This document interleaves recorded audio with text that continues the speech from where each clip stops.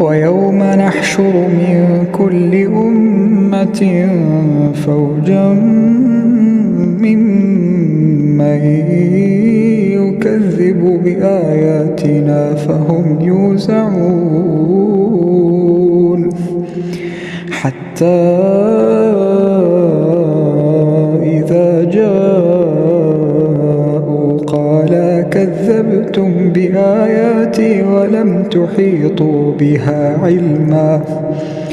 أكذبتم بآياتي ولم تحيطوا بها علما أم ماذا كنتم تعملون